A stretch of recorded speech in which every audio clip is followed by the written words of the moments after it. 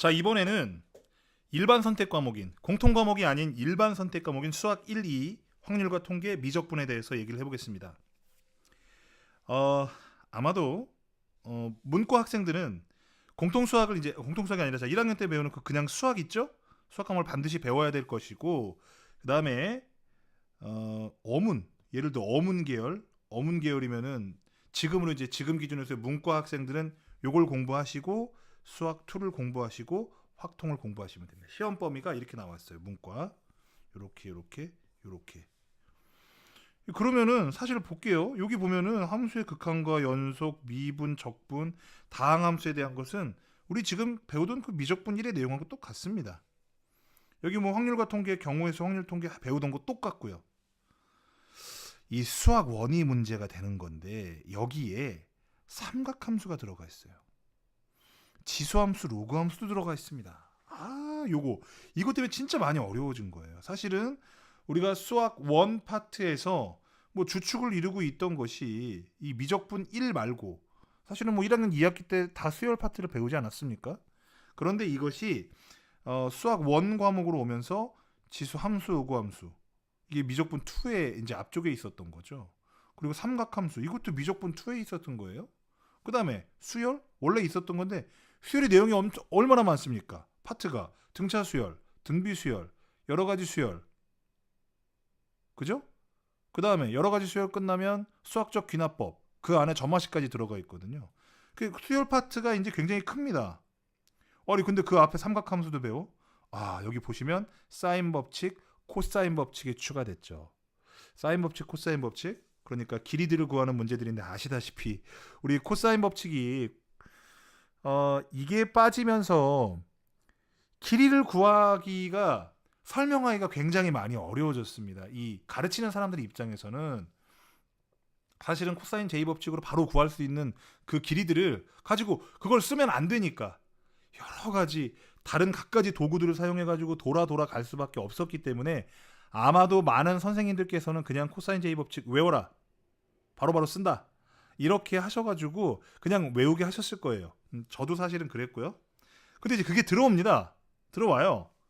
그렇기 때문에 이게 문제가 아주 좀 재미나게 다시 얘기하면은 뭐 이제 과거 우리가 쓸모 없어지게 된 기출 문제를 또 다시 쓸 수 있는 그런 상태로 돌아왔다라고 말씀을 드릴 수가 있고요.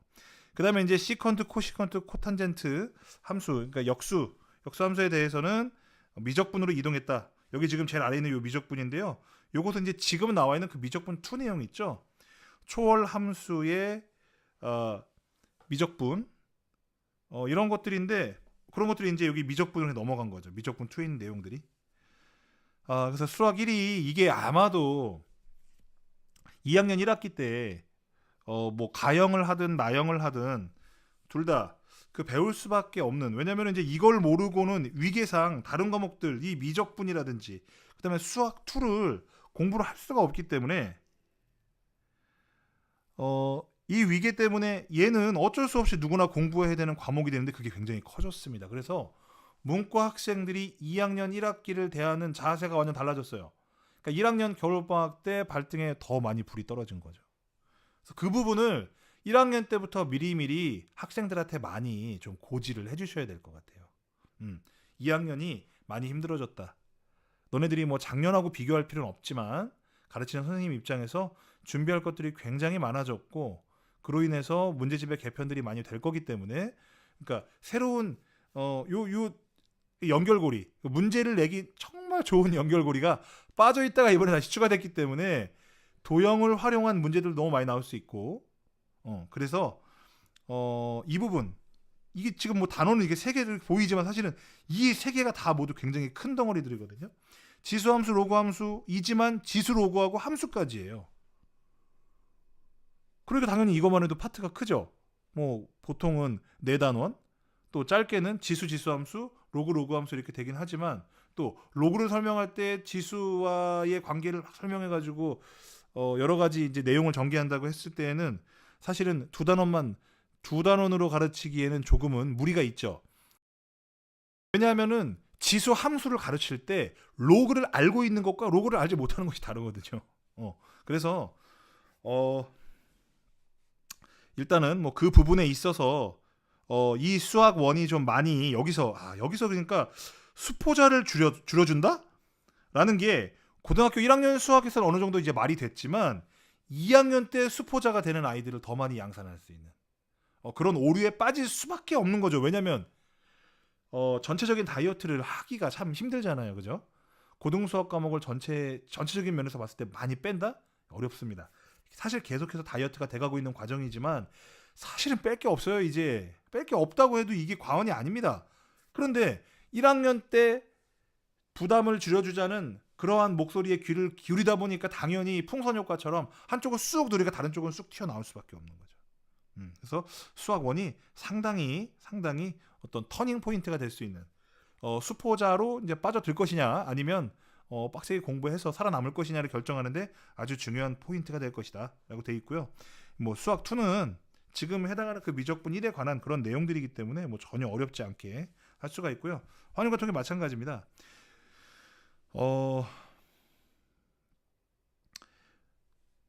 그런데 이제 여기 다항함수의 적분법에서 이 수학2 다항함수의 적분법에서 구분구적법, 그 다음에 미적분의 기본 정리, 교수 학습 상황에서 사용이 가능. 이거 사실 말이 안 되는 거죠. 아니 미적분의 기본 정리, 기본 정리 죄송합니다. 기본 이게 제가 퍼왔어요. 그러다 보니까 기본 정리라고 하는 것은 뭐 아시다시피 이게 미분과 적분을 연결하고 또 부정적분과 정적분을 연결해주는 단 하나의 정말 제가 이 내용이 이 내용을 가지고 영어로 설명하지 않았습니까? 왜 제가 이걸 선택했겠어요? 그러니까 조금 영어는 좀 딸려도 내용을 선택하는 거에 있어서 좀 덜 쪽팔리고자 야 고등학교 수학의 꽃이 미분과 적분인데 그것을 모든 내용들을 관통하는 단 하나의 식을 선택하라고 한다면 미적분의 기본 정리이기 때문에 그걸 선택한 거였거든요. 삭제된다? 그러니까 역시 지금 계속 삭제되고 있는 내용들이 중요하다 아니다를 떠나서 학생들이 부담된다는 그 공청회라든지 설문조사에 굉장히 많이 기인했기 때문에 이런 결과가 나올 수밖에 없는 거죠. 참으로 안타깝습니다. 이거 어떻게 삭제? 이 삭제를 해도 이걸 어떻게 가르치지 않고 적분을 가르칠 수가 있겠어요? 아니 다항함수의 적분법은 그럼 이제부터 뭐 공식이라고 하고 가르칠 겁니까? 말이 안 되는 거죠. 하지만 이 구분구적법과 이 기본 정리가 이걸 활용해서 문제를 냈을 때 많이 부담이 됐었다는 거죠. 그래서 문제 출제가 안 되는 방향이 될 거기 때문에 난이도는 아주 많이 특히 적분에 대해서 아니 적분에서 이거 두 개가 가장 어려운데 이거 두 개가 싹 빠져줬어요. 그리고 새로운 방식으로 직관적으로 정적분을 정의한다. 아니 그렇게 할 수밖에 없죠. 아니 구분구적법을 빼고서 적분을 설명하려면 당연히 그럴 수밖에 없겠죠. 이제부터 아이들은 적분을 공식처럼 받아들일 확률이 매우 높겠죠. 면적이라는 매개 도구를 잃어버렸기 때문입니다. 자, 그다음에 뭐 확률과 통계는 뭐 별거 없습니다. 하지만 여기 표본 추출의 원리 설명 뭐 이것은 뭐 이미 표본 추출에 대해서 기존에도 나르고 있고요. 또 설명을 돕기 위해서 많은 선생님들이 그냥 하셨을 거라고 생각을 해요. 하지만 확률, 질량함수, 밀도함수, 표본 기울과 모호 비율이 삭제됐답니다. 참. 이 가르치는 사람 입장에서는 이런 내용을 빼고 문제를 뭘 만들까가 참으로 걱정이 되지 않을 수가 없습니다. 이 부담을 줄여주다가 보면 이제 어디까지 줄여줄 것이냐는 내용인데 어쨌든 없어졌답니다. 뭐 이유는 느낌이 오시죠? 당연히 똑같습니다. 이거 학생들이 많이 부담스러워했겠죠. 미적분은 이제 지금 미적분 2에 해당하는 그런 내용들이 대부분 나와 있다고 보면 되고요. 여기 보면은 매개 변수로 나타낸 함수와 음함수의 미분법이 기하의 벡터에서 이동해 왔습니다. 왜? 아니 기하 벡터 책에 보면은 기하 벡터 말고 미분적분에 관한 내용들이 거기 들어가 있었거든요. 그래서 당연히 미적분을 내려와야죠. 속도 가속도 기하 벡터 마찬가지면 속도 가속도에 대한 내용도 초월 함수에 관련된 속도 가속도가 기하 벡터에 있었거든요. 음함수의 미분법도 마찬가지고 매개 변수도 마찬가지고 다 거기 기하 벡터에 있었던 것이기 때문에 기하와 벡터에 들어가 있던 미적분 내용을 미적분책으로 앞으로 뽑아냈다. 당연한 겁니다.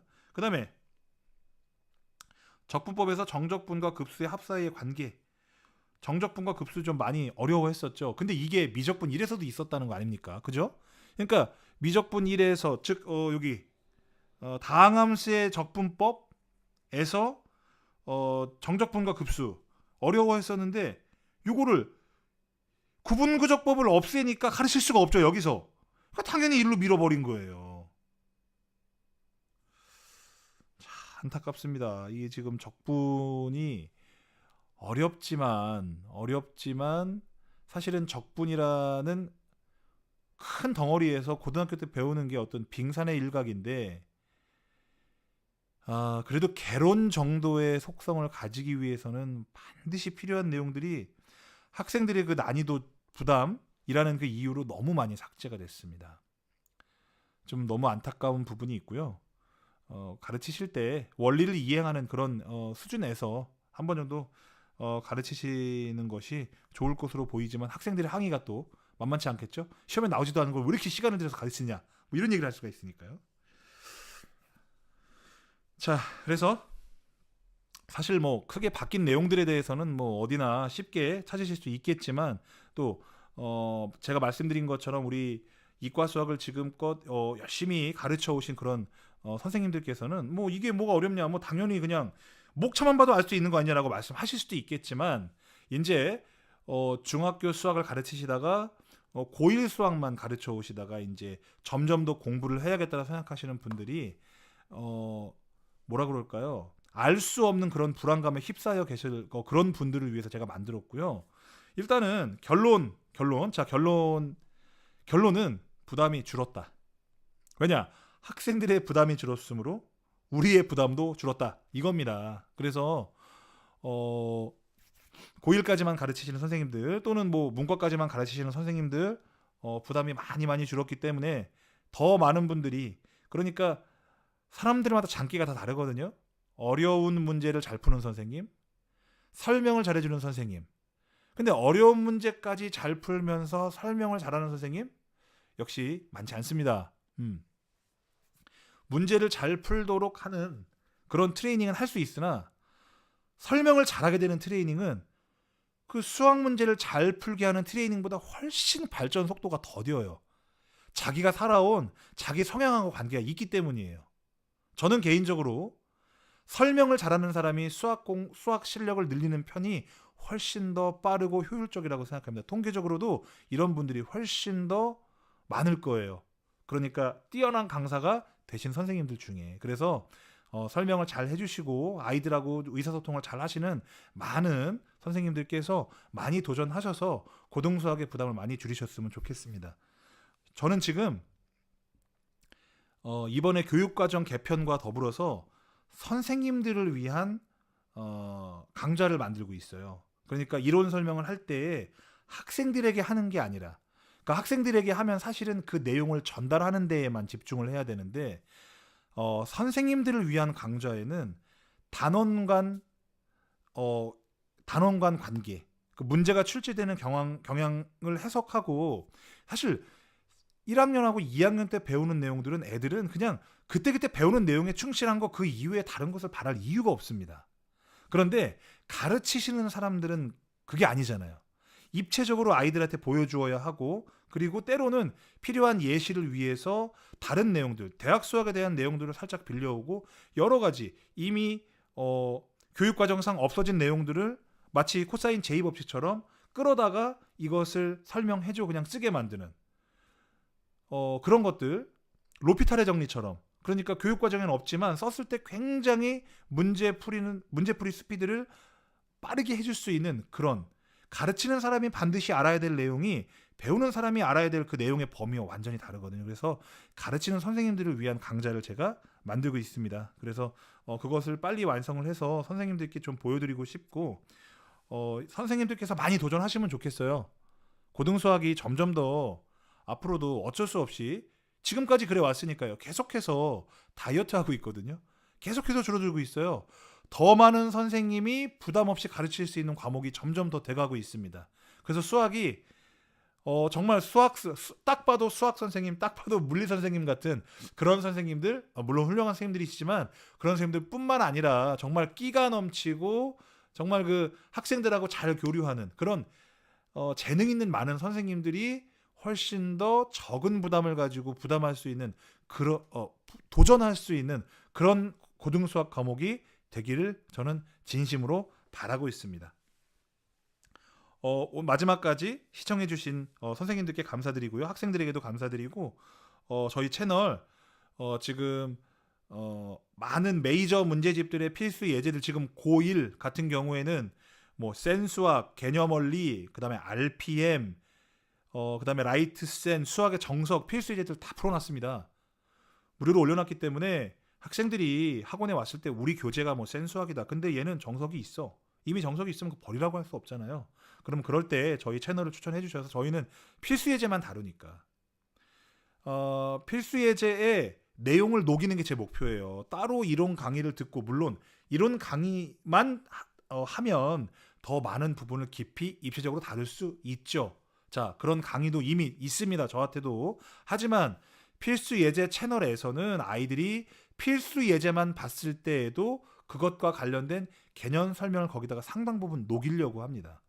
그래서 리마인드 시키는 그러한 차원으로 또는 개념 강좌를 따로 듣지 않아도 충분히 필수 예제를 통해서 그 원리들을 자연스럽게 체득할 수 있도록 그런 목표를 가지고 강좌를 만들고 있습니다. 그 많은 선생님들께서 많이 활용해 주시면 좋겠고요.